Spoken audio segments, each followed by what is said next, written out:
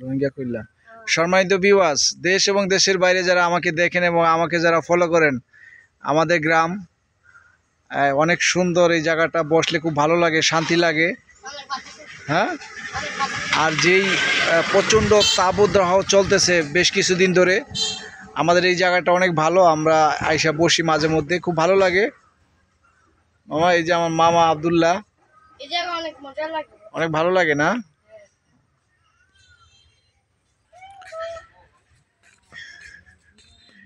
এই আমাদের গ্রাম, আমাদের মসজিদ, জামে মসজিদ, পাশে পুষ্করিণী আছে।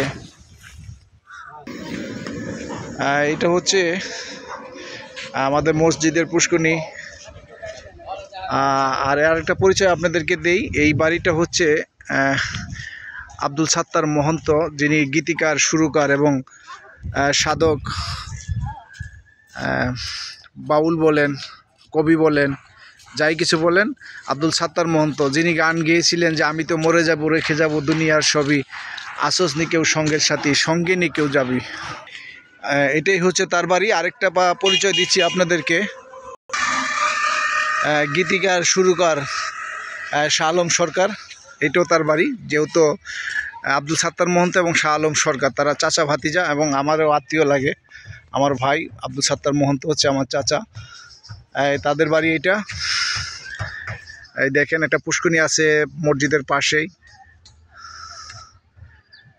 আব্দুল সাত্তার মহন্ত উনি জীবনের দশায় তার জীবনে অনেক গান লিখে গেছেন, কালজয়ী গান, যে গানগুলো আজও হয়তো বছরের পর বছর মানুষ একদিন বুঝবে যে আসলে উনি কি লিখে গেলেন। তার মনের ভাষা দিয়ে মানুষ আস্তে আস্তে বুঝতেছে। তবে তার সবচেয়ে জনপ্রিয় গান হচ্ছে আমি তো মরে যাব রেখে যাব দুনিয়ার সবই, আসস নি কেউ সঙ্গের সাথী, সঙ্গে নি কেউ যাবি। আসো মামা, একটু আমাদের গ্রামটা আপনাদেরকে দেখাচ্ছি ঘুরে ঘুরে। পুষ্করিণীটা অনেক ভালো। নৌকা ভ্রমণ হবে না? এ মামু, আইতেছি গোসল করতে। পানি কেমন, ঠান্ডা? তোমার আইতেছি।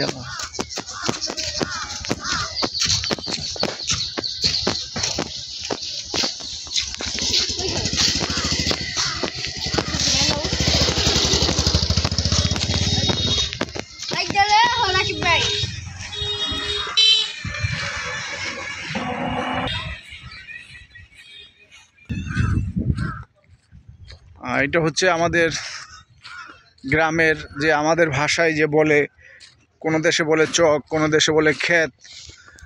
এখন যেহেতু বর্ষাকাল, অসাধারণ ভিউ, অসাধারণ দৃশ্য, খুব ভালো লাগারই মতো, ভালো লাগারই জায়গা, অনেক ভালো লাগতেছে। এখন কিন্তু বর্ষাকাল, অনেক মাছ আছে, কিন্তু আমি দূর থেকে বক দেখতে পাচ্ছি, অনেক বকের আনাগোনা, হয়তো ক্যামেরায় দেখা যাচ্ছে না।